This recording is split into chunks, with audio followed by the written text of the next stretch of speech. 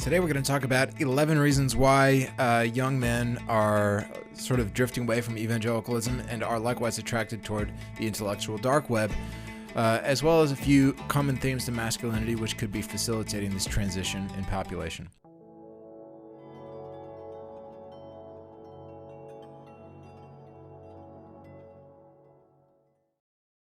Okay, evangelicalism is losing its attractiveness for young men. Originally, it was attractive because there was an air of militancy to belonging within evangelicalism. There's a tribalism that was there, which still somewhat exists, but these men have been so constrained into cultural uniformity, which is increasingly alien to the ideals which make men thrive, that there are arising more attractive alternatives for men within which they can find religious significance as well as tactical help and aid from fathers who are willing to mentor them, even if it be en masse. Okay, so evangelicalism is losing its attraction for young men, and yet at the same time, young men are also gravitating toward free-thinking conservative movements that are religiously minded, or at least welcome the religiously minded, like the intellectual dark web.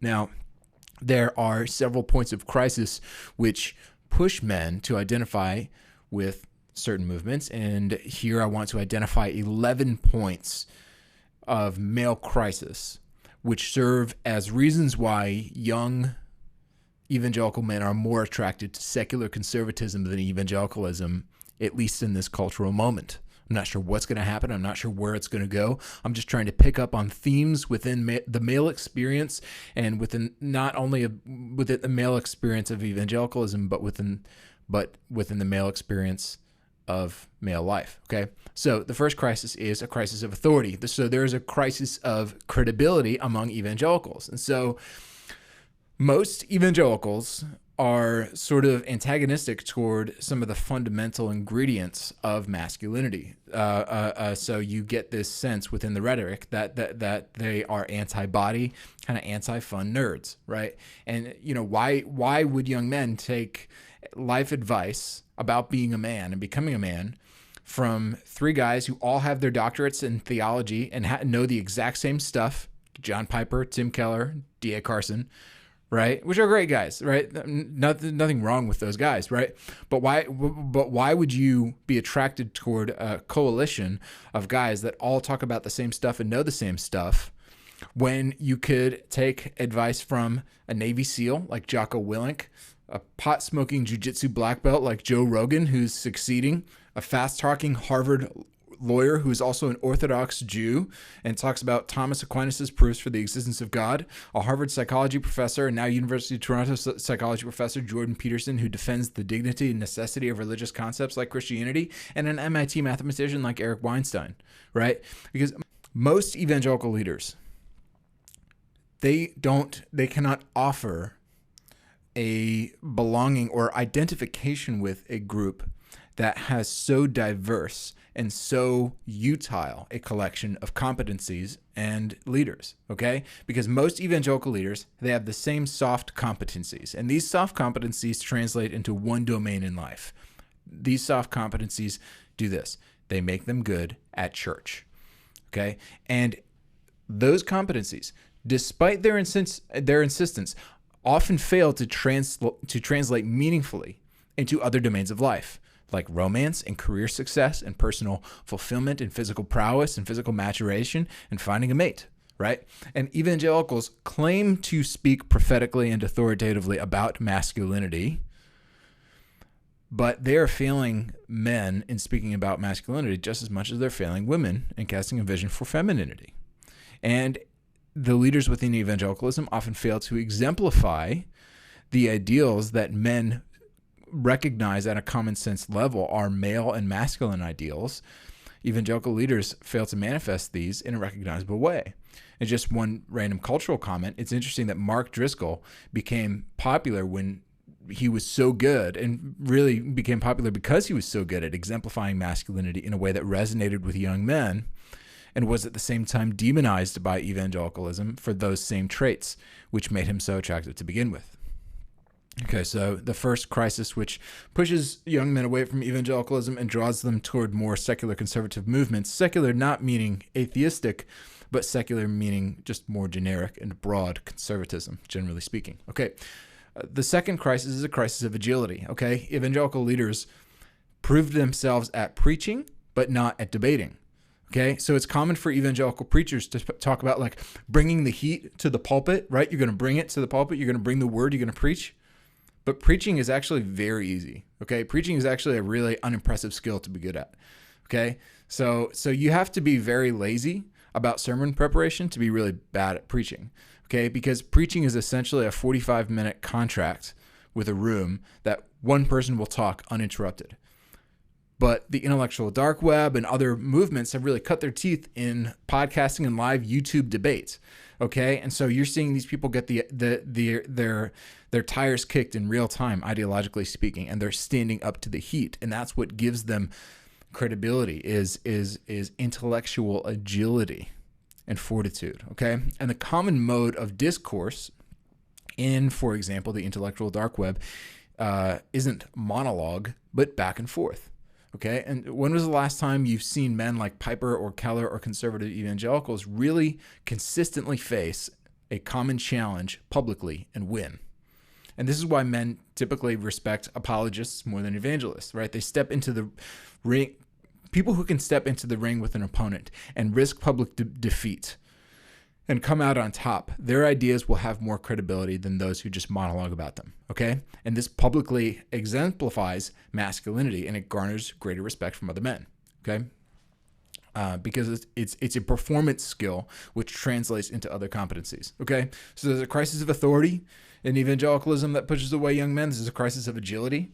There's a crisis of community, okay? There's a crisis, and what I mean that's really a crisis of relational credibility. Because when I hear Matt Chandler yelling at thousands of young men, including myself, about masculinity, calling them boys who can shave, I do not take him seriously because he doesn't know me. And I don't know him. I don't know if he lives these principles out, right? He doesn't make arguments. He makes emotional appeals, okay? And more than that, and it's interesting that somebody like Matt Chandler could only gain prominence in evangelicalism where you don't have to make very strong arguments. You just have to be good at inciting emotion.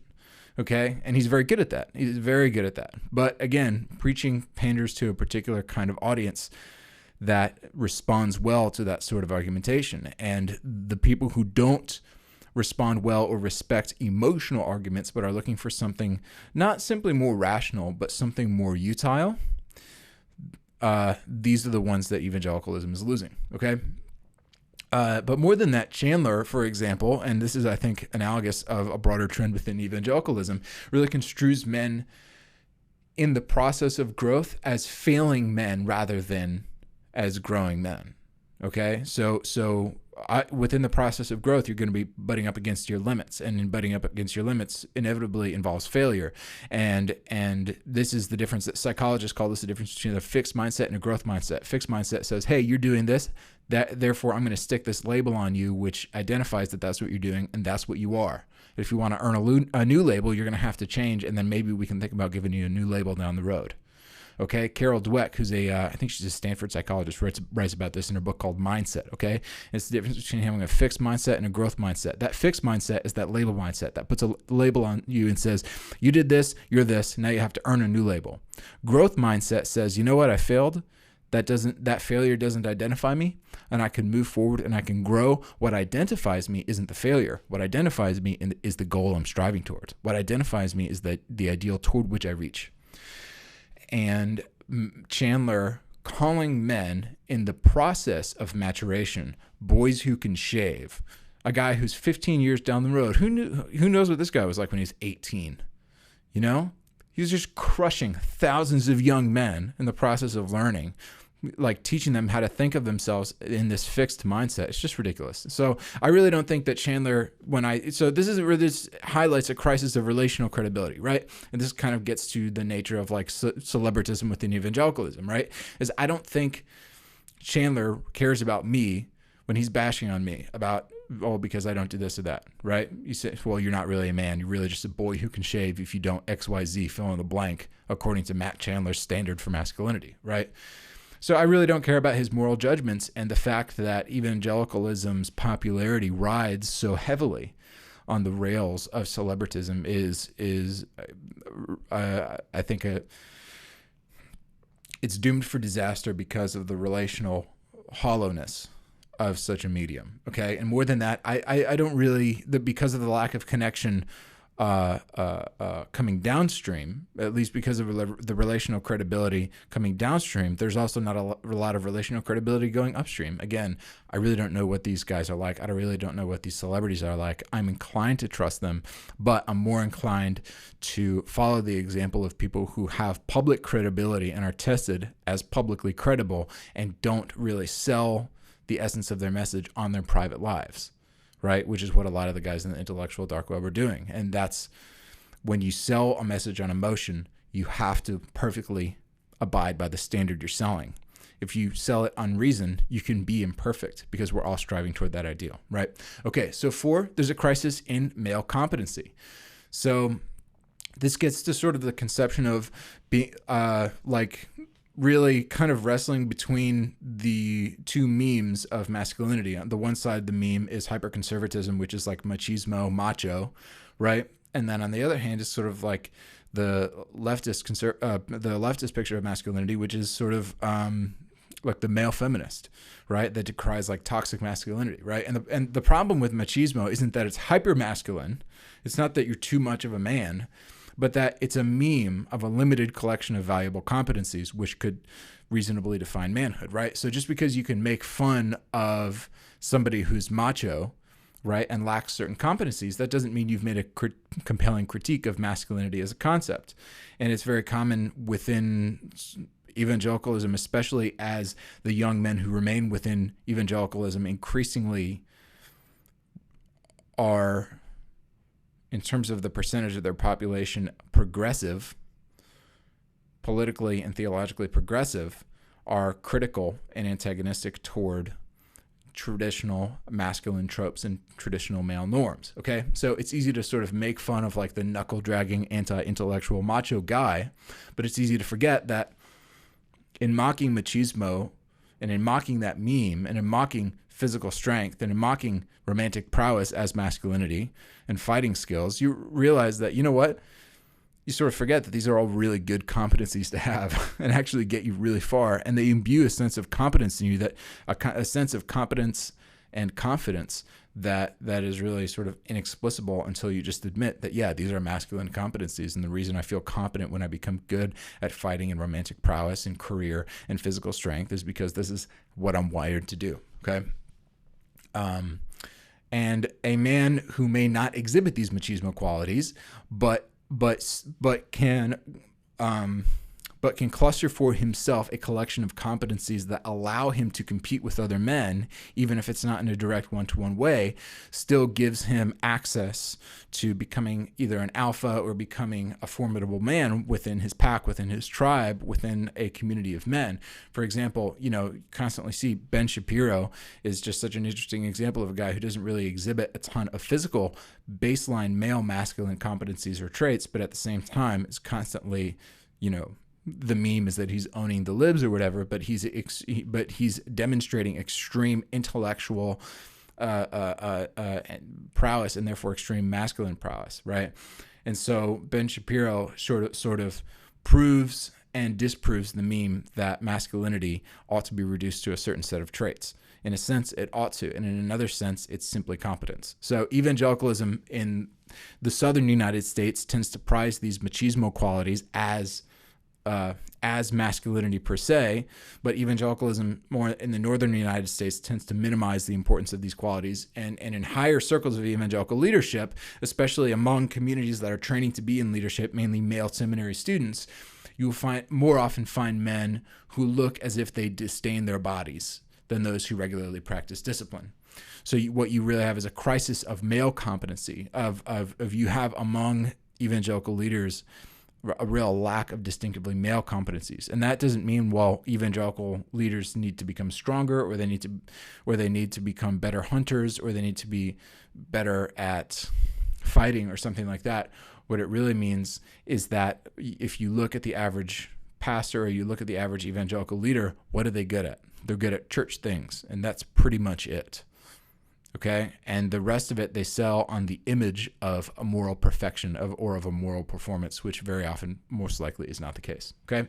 So fifth, there's a crisis in psychology. So hypermasculine men are usually compensating for a deficiency in maturity or intelligence, because at the same time that you'll see progressive masculinity, or a picture of masculinity championed by progressives and leftists, sort of that male feminist type within evangelicalism becoming more and more popular, at the same time you still see a strong portion of the evangelical population producing masculinity to these basic singular base male qualities, these basic male stereotypes.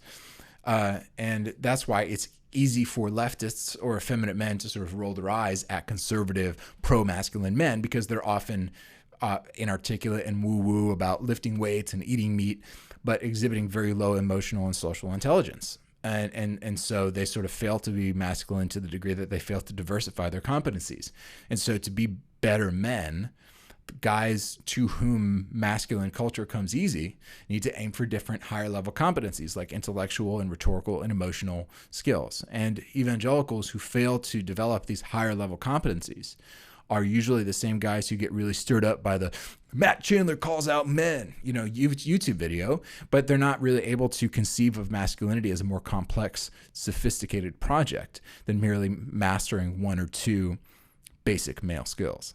Okay, there's a crisis of diversity. So to be considered masculine, you have to diversify your masculine qualities. No single masculine quality credentials you publicly as a man. Okay, deadlifting 600 pounds doesn't nullify your other incompetencies. Okay, it doesn't nullify, like being able to deadlift 600 pounds doesn't compensate for the fact that you're emotionally incompetent. Okay, and true masculinity exhibits a multiplicity of diverse competencies like intellectual prowess and moral integrity and physical strength. Number 7, there's a crisis of hypocrisy within evangelicalism. So most evangelicals who hammer down on masculinity are usually compensating for some sort of insecurity that they have because they're sort of effeminate.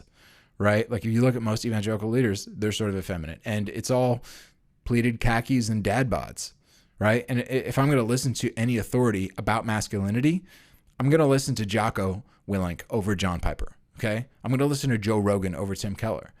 It's not that Piper and Keller can't teach us anything about masculinity.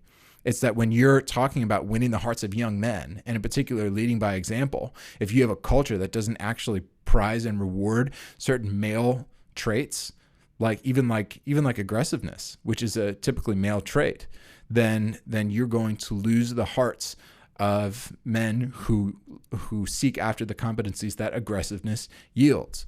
Right? You need somebody who actually walks the walk. And that's why after 30 years of, we're just privileging the intellectual virtues and not the physical ones, you have leaders that excel at those competencies, and men who excelled at other more distinctively masculine competencies have already ended up elsewhere. And the men that you want to attract now are going to be attracted to the men that weren't attracted to evangelicalism 30 years ago.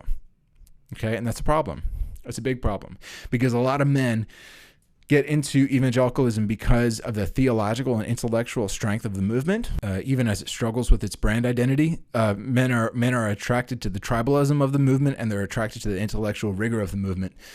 But they are often cast out because their distinctively masculine traits are construed as sin issues, and they are stigmatized within the community as being too extra, too much, right? And that's a big problem. That's a big problem, because you're going to be pushing away men who have a lot of energy to do good work, and who have a lot of energy to do a lot of good and to become good men. And you're going to be construing that energy as basically sinful. And that happens very often within evangelicalism. Happens very often. Men are chastised for being men. Number 8, there's a crisis of secrecy. So evangelical culture rewards secrecy more than it rewards honesty.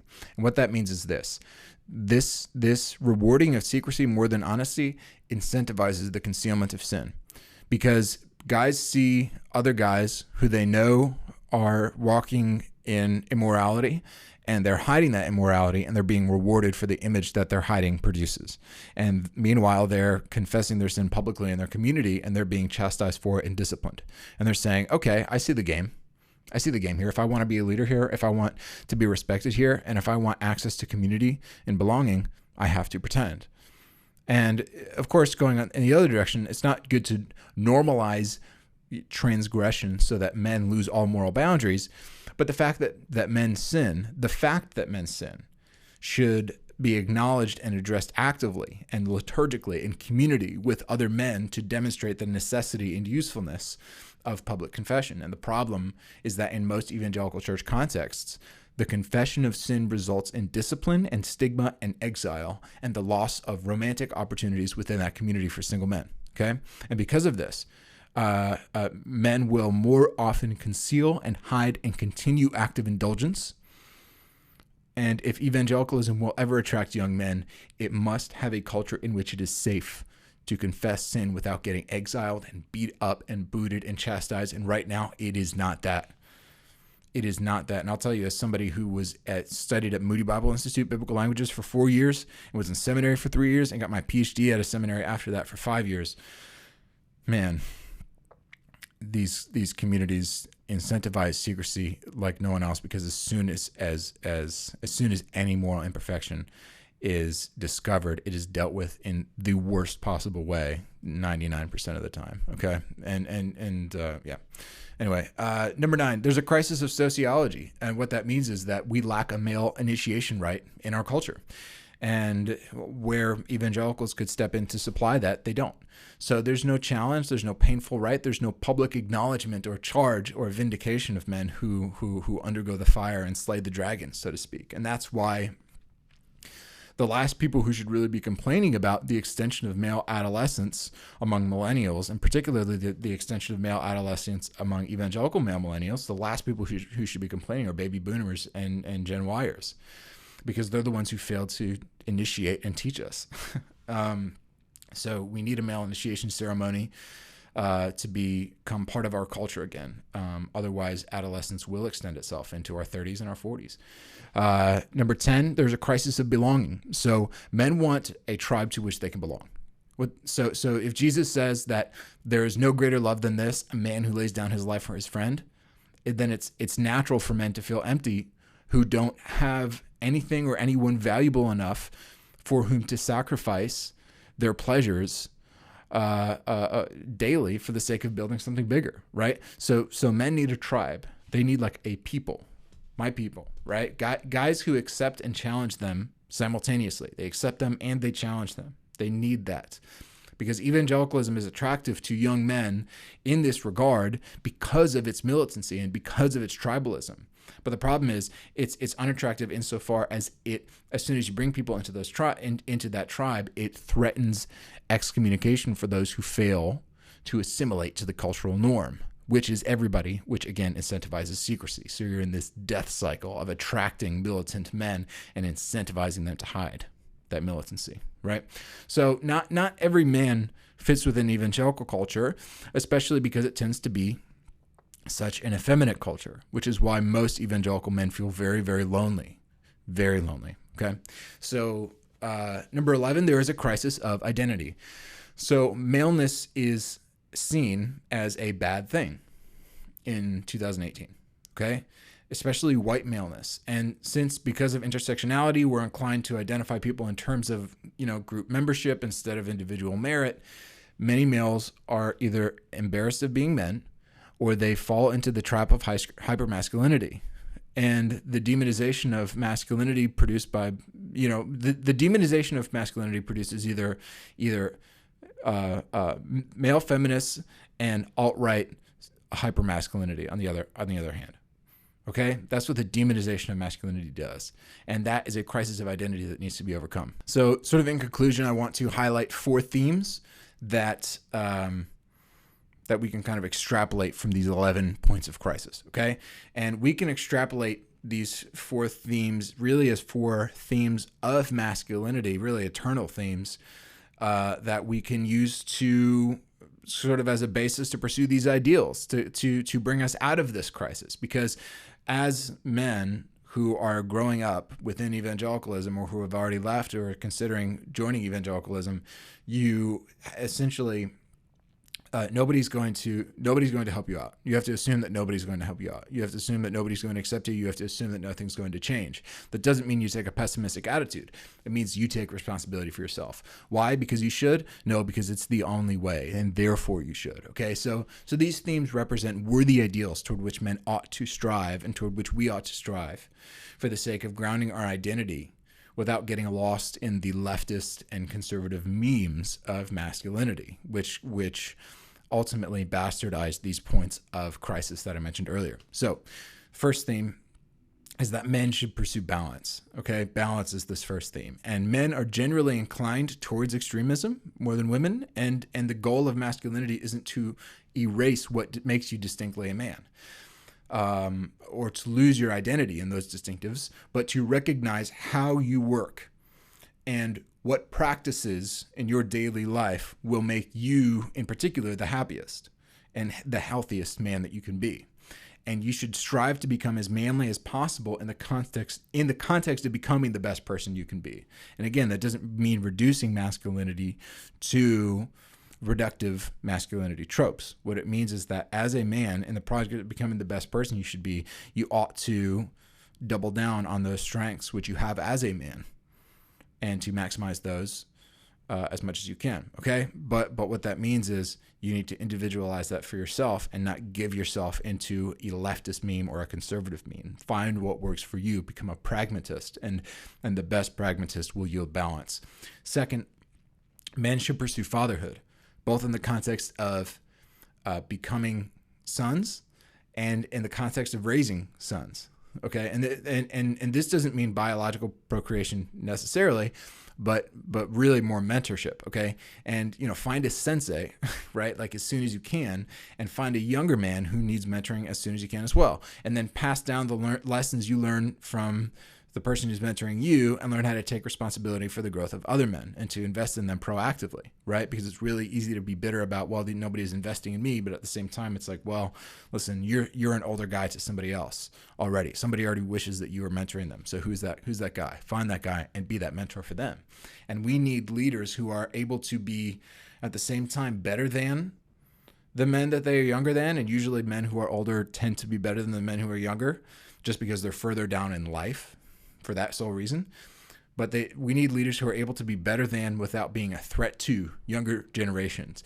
And this also means that masculine leaders must bear their vulnerabilities to younger and older men in order to be an example of repentance and example of growth, right? As well as to receive, not just to be an example for those things, but to receive instruction and wisdom for repentance and for growth. So we want to know men who inspire us, who are willing to invest in us personally, and we likewise ought to strive to become those men who lead in that way, right? So many so-called fathers within evangelicalism, they lord their higher position in the social hierarchy and their sort of chronological privilege over younger men, rather than teaching them the skills required to be fathers for the next generation. And it's much easier to lord over than it is to educate, okay? So as a result, instead of father-son relationships in the church, you have these relationships that are more akin to like freshmen and seniors in a fraternity. And younger guys have to like put in their time before they get any respect from the older guys, and before they're welcomed into the inner circle of male intimacy. And that shouldn't be the case. The burden is on the older generation. The burden is on the older generation, okay? And of course, in some churches, it can be the exact reverse, where there's a younger clique, right? But sometimes those are formed out of necessity. So those two initial themes are balance and fatherhood. The third is that men should pursue meaningfulness. And that is, they should pursue a purpose to drive and compel and inspire men to challenge their bodies and their minds and their spirits, and to expend their full strength on making the most out of every single day. And that should be a drive for men. And if they don't have that, they should find that. What is that purpose that drives them to expend their full energies on every single day. Okay. Fourth, men ought to pursue God. And I say this as somebody who struggles a lot with his faith after having really gone through the ringer within evangelicalism. Okay. And this doesn't mean that men ought to submit to the local church. Maybe it does. Maybe it doesn't. Because more often than not, especially in our cultural context, men need something much deeper and better than what the evangelical church regularly offers. And beneath all the noise of culture and politics and psychology, God calls men to be virtuous and faithful and wise and strong. And men need an ideal to strive toward that helps them to face their own death. And that helps them to love their families and to love virtue enough to give their lives for it and to make their lives meaningful in the face of death. And ultimately, a man who lives his life without God will die of existential numbness or existential despair. And ultimately, this doesn't mean that he has to join a church. It simply means that he has to engage God authentically and objectively and as a personal encounter outside of his control and his desires, okay? God isn't a fabrication of your mind. He's a real object outside of you, and you have to relate to him on that basis. And in that regard, God becomes both an object of support and an object of accountability. He is the ground of responsibility and purposefulness simultaneously. Okay. So we're sort of winding down here, and we can make some concluding remarks, which is just to say this, that men want to be led by men who not only lead them into the totem, but also into the taboo, not only into the sacred, but also into the profane. Men want other men to teach them how to dive into the chaos of life and create order. So Jordan Peterson has this great quote where he says, "It's better to be a restrained monster than a well-behaved coward." And in this regard, man faces the paradox of cultivating his inner strength for the sake of being strong so that he can take responsibility and act ethically in the world. But in the process of becoming strong, he awakens his inner monster and he strengthens his inner monster. And all masculinity in this regard can be reduced to Uncle Ben's charge, right? With great power comes great responsibility. And the more competent a man becomes, the more power he has, and the more of a tyrant he could become. It's tempting to demonize the masculine pursuit of power through competence because it so often turns men into tyrants. It really does. But this is why it's so important that in becoming disillusioned with evangelicalism, as all men who want to become better men eventually will, men continue to wrestle with and relate to God on their own terms. It's very important that that happens because men who remain evangelical will be tempted to give up the pursuit of strength for the sake of a smaller domain of responsibility. They'll say, okay, I'm not going to pursue all this other stuff. I'm not going to become a better man on my own terms. I'll just submit to the church, and then I don't have to think about what I need to do. I can just show up. I can just show up on Sunday and show up for whatever community service thing I signed up for, and that's what it means to be a man. That's what it means to be a Christian man. It's like, no, it is so much more than that. In fact, it is to the degree that that's all it is not that. And men who pursue strength will be tempted to abdicate their responsibility because power blinds men to their responsibility for those over whom they have power, which is why it's important for them to relate to God, which is why it's important for evangelicals to figure out a way to keep men who are competent and thereby powerful within the church. It is crucial for its survival. And if it doesn't, evangelicalism will die. This is why men have to pursue God, not as members of an institution foremost, but as individuals who affiliate with institutions only insofar as it aids their fulfilling the words of Peterson and Uncle Ben. It's better to be a restrained monster than a well-behaved coward. With great power comes great responsibility.